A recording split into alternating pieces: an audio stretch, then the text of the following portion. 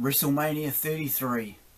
Will it be the final time us WWE fans ever get to see the dead man, the Phenom, The Undertaker? It certainly looks that way after his loss to Roman Reigns in the main event. Just got done watching WrestleMania 33. Gonna run down some of my favourite matches of the night and a full show review here. So some of the standout matches of the night, in my opinion, I would say were AJ Styles versus Shane McMahon. We had the Raw Tag Team titles on the line and a triple threat ladder match, which actually turned out to be a fatal four-way tag team ladder match with the Hardys joining in. Also, Seth Rollins versus Triple H was a good matchup. Goldberg and Lesnar was pretty awesome, and the main event, for what happened at the end of it, well, that was pretty much a standout moment, we'll say. So let's run through the card now, top to bottom. First up, we had Austin Aries versus Neville. This match was really dominated by Neville. Austin didn't get much offense in, which was a bit of a surprise. We did have some good maneuvers in this matchup. It was Neville getting the win, retaining his Cruiserweight Championship after raking the eyes of Austin Aries and hitting him with that red arrow. We had the Andre the Giant Memorial Battle Royal. We had Big Show and Braun Strowman starting off strong, eliminating tons of superstars. And we had Braun Strowman eliminating the Big Show, and then eventually Strowman went out pretty early on in the match as well. So in the end, we had Mojo Rawley getting the win here. We had he had a bit of help from the audience, from Rob Gronkowski from the New England Patriots after Jinder Mahal provoked him in the crowd, and he came in and assisted Mojo Rawley, and Rawley got the win here. Just an average sort of a match here, nothing too special really. Okay, next up a matchup which I thought really would have been on the main card. It was Dean Ambrose. He was looking to defend his Intercontinental title against Baron Corbin. Thought Corbin might have got the win here, thought it would have been good for him to get the win. But in the end it was Ambrose who retained his title, and it was a pretty good matchup, that one. Okay, and as we head into the ultimate thrill ride of WrestleMania, the main card, pretty cool opening too. We had a really good opening here. With the intro with a roller coaster and the pretty cool graphics and stuff to start the show off, so I thought that was pretty cool.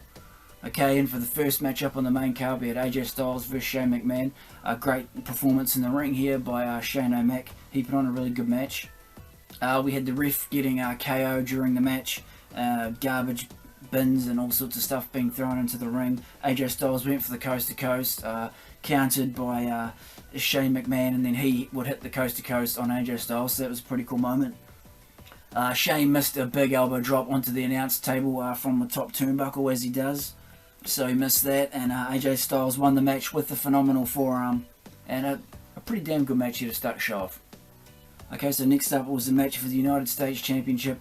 It was Kevin Owens, the champion, taking on challenger Chris Jericho. Great storied rivalry between these two heading into this matchup.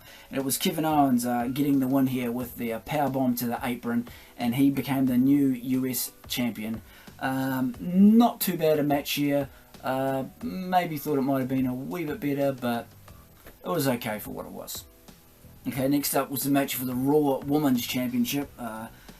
Fatal four-way elimination match between Sasha Banks, Nia Jax, Charlotte, and champion Bayley, of course. We had some pretty awesome triple team moves at the start of the match on Nia Jax. They all sort of ganged up on Nia Jax, and some pretty cool maneuvers going on there. And it was Nia Jax who went out first with a triple pin, so she didn't last too long. And it was Bayley who would win the match, retaining her Women's Championship with the Macho Man elbow drop, ooh yeah, onto Charlotte from the top rope. So this was an okay matchup. Thought it might have gone a wee bit longer and maybe been a wee bit better, but it was okay. Okay, now the big surprise of the night, really, we didn't know when the Hardy Boyz were going to show up on WWE programming, and it happened in this match. Basically, the New Day came out, and they were all ready to go, and they were like, this triple threat match is going to become a fatal four-way, and as I say, they were already looking like they were ready to wrestle, and it was going to be them who were going to join the match, but then they sort of stood aside, and the Hardy Boyz came out. Man, that was so awesome. Going to be awesome to have them back on WWE programming. During the matchup, we had the Brother Nero chants and the whole delete thing, and the crowd was really getting into it, and it was really awesome. Awesome moment in the night. Awesome moment right at the end of the match. We had Jeff Hardy going up for the Swanton Bomb off the top of that 20-foot high ladder onto Cesaro and Sheamus down below. Matt Hardy would grab the titles and new Raw Tag Team Championships, the Hardy Boys. So it's going to be really awesome to see what happens tomorrow night on Raw and in the future with the Hardy Boys. Will Matt Hardy go to his full broken Matt Hardy gimmick? Will he turn on Brother Nero and go to his broken Matt Hardy gimmick? Maybe. We will have to see what happens, or maybe the Hardys will have a bit of a run as tag champs, but awesome to see them back in the WWE on WrestleMania. That was awesome. Okay, next up the mixed tag match, John Cena, Nikki Bella, Miz and Maurice. Now this match just was what it was. It was pretty sort of slow going, nothing much happened in the match. The whole thing to it really was the aftermath with John Cena proposing to Nikki Bella, and that was what was rumoured to happen, and it did, and she said yes, of course, and the rest is history. So the match was what it was. We had a double pin in the end, and it was John Cena and Nikki Bella winning this one. Okay, we had the unsanctioned match up next, where Seth Rollins couldn't sue the WWE or anything like that if something went wrong in the match. It was anything goes. Both entrances were pretty awesome. Triple H coming out with the motorbike and a really hot looking Stephanie McMahon, I've got to say, in this matchup. She was looking fine tonight. And Seth Rollins come out with his torch thing and lit the whole ramp up, which was a really long ramp, and that looked pretty cool too. Some really cool entrances in the night. So we had chairs and sledgehammers and stuff like that. An awesome Phoenix Splash mid-match by Seth Rollins. That was really cool. And basically what we had happening at the end of the match, Triple H inadvertently knocked Stephanie off the apron onto a table that was set up at ringside. She went through that. She was out for ages.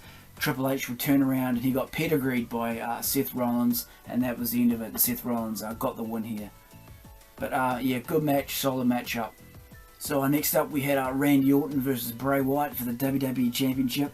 Both really cool entrances again. Of course, Bray Wyatt with all the fireflies in the crowd. And of course, Randy Orton had the snake coming down the ramp. That looked really cool too. Going into this match, I sort of thought that Bray would have got the win. He hasn't been champ for long, just a couple of months. And thought they probably would have kept the belt on him. But I guess Randy winning the Rumble, and he went on and got the win here, and I sort of see where they're going. I guess it does set up for a rematch. It has been a pretty long story, so just to end on one match here, I can see what their train of thought is. You know, it sets up a rematch, keeps the story going, so I guess that's where they're going with it. But we had some real random moments, some real surprising moments. You got to see it like during the match, like we had like images of like maggots and worms and beetle things and stuff appearing in the ring, like as a big image in the ring, and they had like an overview, bird's eye view shot of it, and it just sort of popped up for a few seconds during the match at random times, just mind games from Bray Wyatt. So that was like a pretty cool, surprising thing. Can't say I've seen that before on WWE TV. We had Orton hitting Wyatt during the match with an RKO on the floor, so that was pretty cool. So we had Randy Orton winning with an RKO out of nowhere, winning this match. As I say, not too bad, was what it was. Sets up a rematch down the line there for the next pay-per-view, and we'll see what happens. So next up was the match for the WWE Universal title. It was Goldberg champion taking on challenger Brock Lesnar. This was a pretty cool match. It was definitely nothing like their WrestleMania 20 match. They just went for it. They didn't muck about. It was just balls to the wall type thing, and it was a pretty cool match.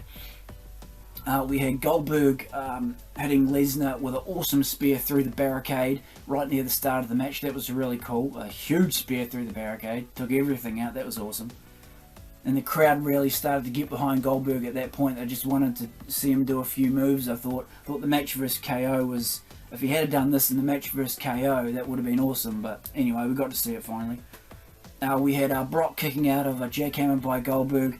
Tons of German suplexes by Lesnar. It was about 10 that he put on him all match. It was really awesome. Good match. I thought Goldberg probably could have kicked out of Lesnar's F5 and had a few more moves to the end of the match, but it ended there, and for what it was pretty good. It was pretty damn good, I thought. Okay, and for the second to last match on the card was for the Smackdown Women's title. it was just a pretty standard Smackdown type of match, really, nothing too special. It had a lot of talent in the ring, but Alexa Bliss versus Becky Lynch, Mickie James, Carmella, Natalya and Naomi. We've been surprised to see this match at this stage on the card, but that's how they did it. Fairly standard sort of a match. Becky Lynch looking pretty awesome with her dreads, etc. And it was Naomi who actually got the win by submission over Alexa Bliss, and she became the new SmackDown Women's Champion, returning from injury. In the main event, The Undertaker versus Roman Reigns, it was a no disqualification match. A really awesome surprise at the start of this match was Jim Ross. For the people who didn't know he would be here, he commentated this match up, so it was really, really cool. He had obviously had a tragic loss of his wife just over recent times, so all the best to Jim Ross for that, of course, and yeah, awesome to see him out there commentating this match. I thought Roman Reigns' entrance was pretty cool. He did the whole fist punch the ground and the whole ramp lit up, so you know, that was pretty cool. And The Undertaker, of course, his entrance was good as always. Pretty awesome moment in the match. Roman Reigns spearing The Undertaker through the announce table. They had both announce tables uncovered, and Roman Reigns standing on one, the Taker on the other, and he just speared him straight through it. So Taker went down there, but it was a pretty cool maneuver.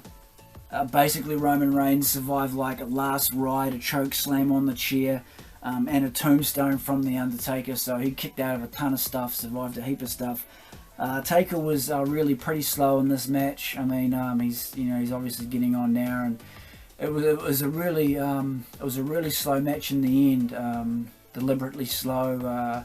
Taker, sort of did what he could, and it was good for what it was and sort of how it ended. But it was The Undertaker. He kicked out of like 3 spears from Roman Reigns, and Reigns just couldn't keep him down. He was beating him down with chairs, and he just couldn't keep a dead man down. And but he did get him with a spear, bounced off the ropes with momentum a couple of times, hit the Taker with a spear, and eventually took the dead man down. But this was, as I say, a really slow, deliberate match, and may have indeed been The Undertaker's swan song. With what happened at the end of the match, he would take off his gloves, take off his jacket, take off his hat, and place it all in the middle of the ring. And it took quite a long time, this whole process, and the crowd behind him the whole way.